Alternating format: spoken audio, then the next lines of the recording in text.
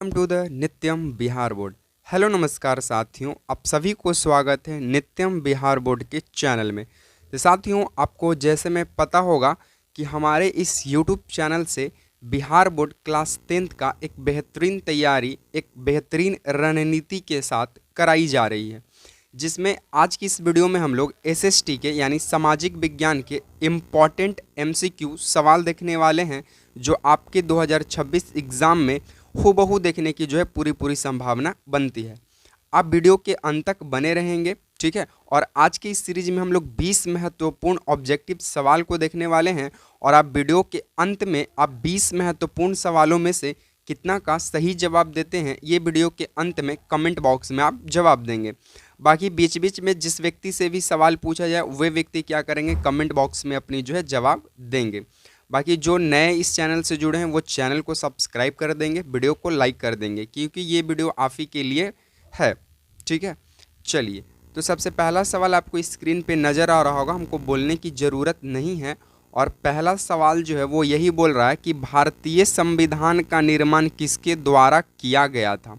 इसको थोड़ा zoom out कर देते हैं जिससे आपको पूरा प्रश्न दिख जाए। और सवाल जो है कुछ इस प्रकार का है, देख लीजिए।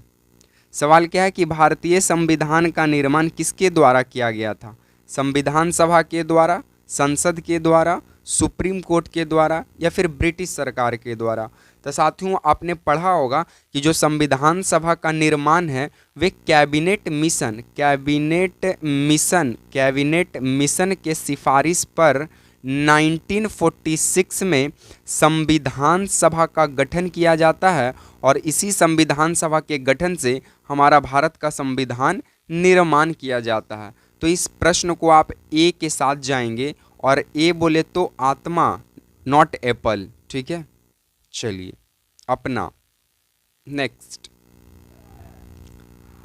नेक्स्ट प्रश्न भी आपको सवाल पे स्क्रीन पे नजर आ रहा होगा। और नेक्स्ट सवाल बोलता है कि गांधी जी द्वारा नमक सत्याग्रह कब आरंभ किया गया।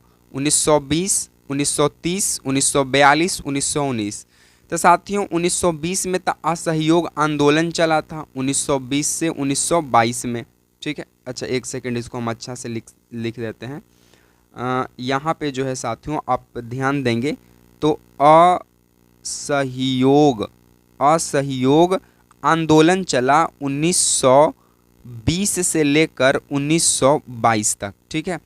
उसके बाद 1942 में जो है साथियों भारत छोड़ो आंदोलन चलता है, ठीक है।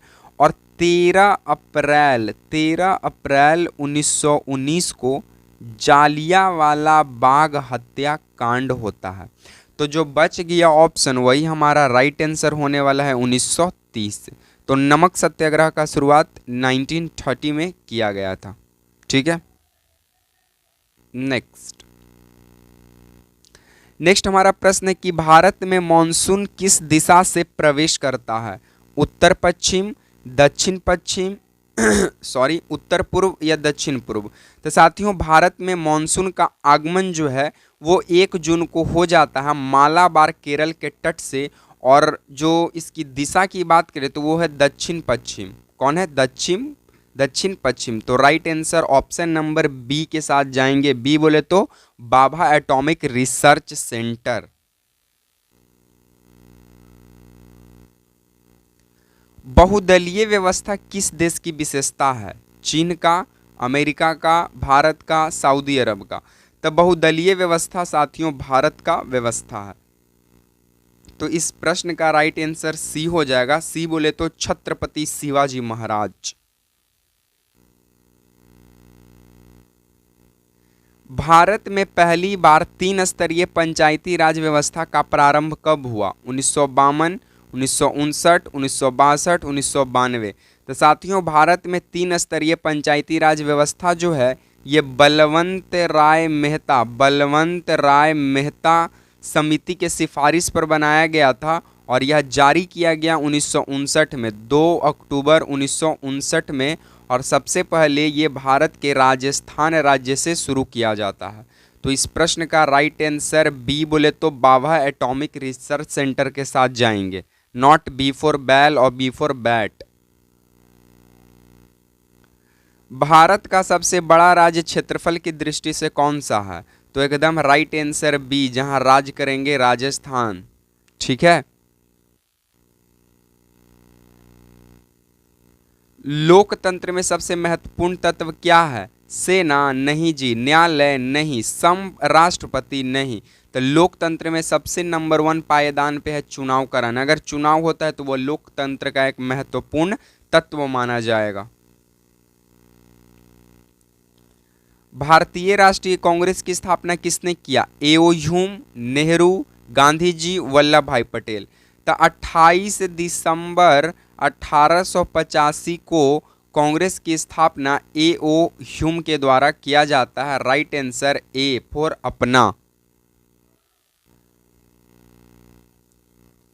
विश्व व्यापार संगठन की स्थापना कब हुआ? 1945, 1980, 1995, 2000। तो विश्व व्यापार संगठन की स्थापना 1995 में होता है और मुख्यालय जिनेवा स्विट्जरलैंड बनाया जाता है। तो राइट आंसर सी बोले तो छत्रपति शिवाजी महाराज। अगला प्रश्न कि भारत में संसदीय शासन किस देश से लिया गया है? तो भारत में संसदीय शासन जो है साथियों ब्रिटेन से लिया गया है। कहां से लिया गया है? ब्रिटेन से लिया गया है।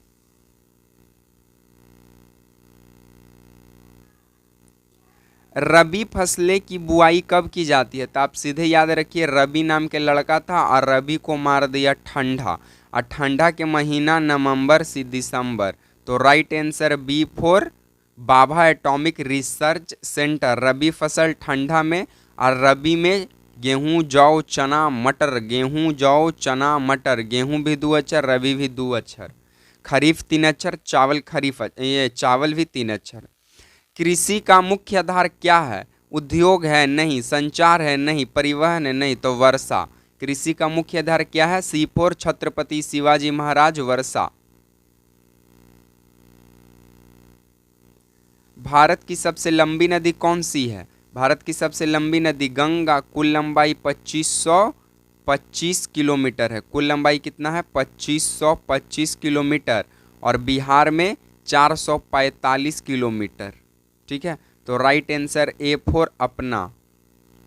जनगणना भारत में कितने वर्ष बाद होता है?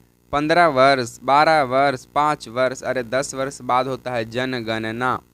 मौद्रिक नीति किसके द्वारा बनाई जाती है? संसद के द्वारा नहीं, राज्य सरकार के द्वारा नहीं, योजना आयोग के द्वारा नहीं, तो आरबीआई के द्वारा, रिजर्व बैंक ऑफ इंडिया। स्थापना 1 अप्रैल 1935 को हुआ था।